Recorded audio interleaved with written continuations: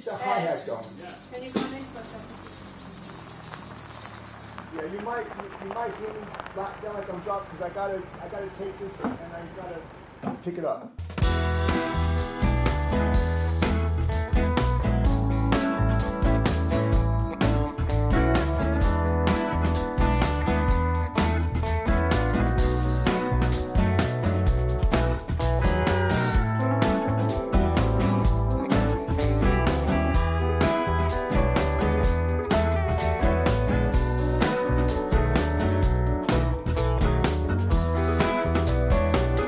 You just do what you want, babe.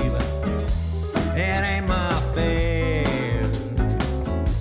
You do what you want, honey, and see if I can. Take all of your chances. Drink wine till you're blind. You'll never make this boy blow his sweet mind. And if you really believe that since you've been gone, that you broke my heart, you couldn't be more wrong.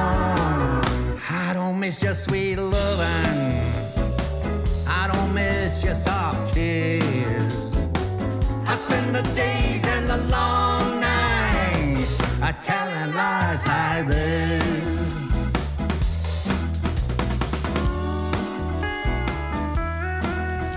Well, I met Gareth Owen. We were working on the same show. I'd written some music to go with the show, and I was emceeing it.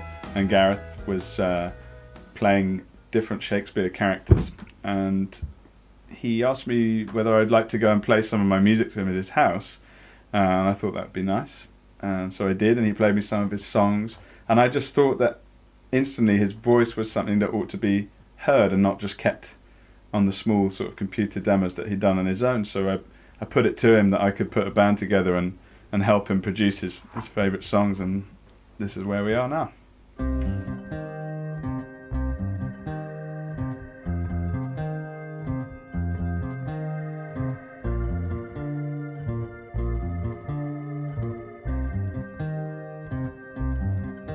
He was waiting for his eye to strike, lying on that iron bed, when the memory of the woman he'd once loved to death comes dancing into his head. They told him she was nothing but trouble, oh, so pretty but so unkind. But looking at her was like a staring at the sun. Her beauty made him blind. He asked her, how come you treat me so cruel when you know my love is true? She said, most likely, my friend, I'm gonna break your heart. Fall in love with me and I'll break your heart. Shall I tell you why I'm gonna break your heart? I ain't got nothing better to do. I come from a more experimental side of things in the way that I produce my records with the instrumentation that I normally go for.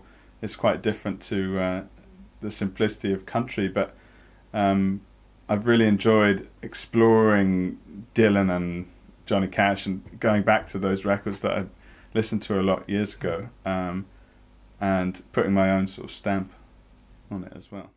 I know Eddie Begley, and I trusted him, and he said, you want to do a recording? And I said, sure. And he says there was a good country singer, and we're going to try to do a different thing to it. And I said, interesting.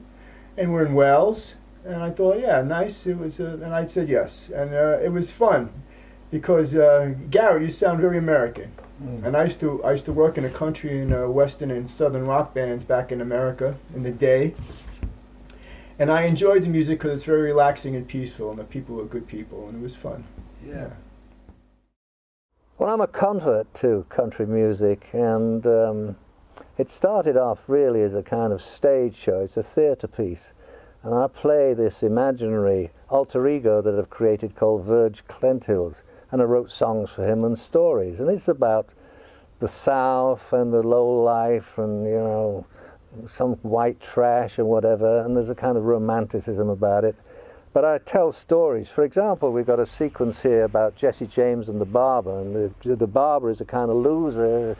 You know, he's never done anything. He's played in the same town all his life, and he's redeemed by the fact that he once met somebody who spoke about somebody who saw Jesse James riding by. And I do this little scene about Jesse James. I'll put my country hat on and oh, Jesse Woodson James was born in Clay County, Missouri. During the Civil War, he rode with Southern guerrilla later Charlecoin Trail, ambushing Union troops and trains. After the war, with his brother Frank and the younger brothers, he carried on his career as a robber and soon became the most famous outlaw in the West with a $25,000 dead alive price on his head. He robbed 17 banks and trains, and he took a loot totaling $200,000. He was shot in the back by a friend and relative, Bob Ford, while straightening a picture in his house. In a spring afternoon in 1882, his $500 coffin was lowered into a deep grave at the foot of a coffee bean tree in the Samuels yard. The white board on his grave said, Jesse W. James, died April 3, 1882, aged 34 years, 6 months, and 28 days. Murdered by a coward whose name is not worthy to appear here. Why, Jesse James had come home at last. Jesse James and the barber, take 3. 1, 2, 1, 2, 3, bop.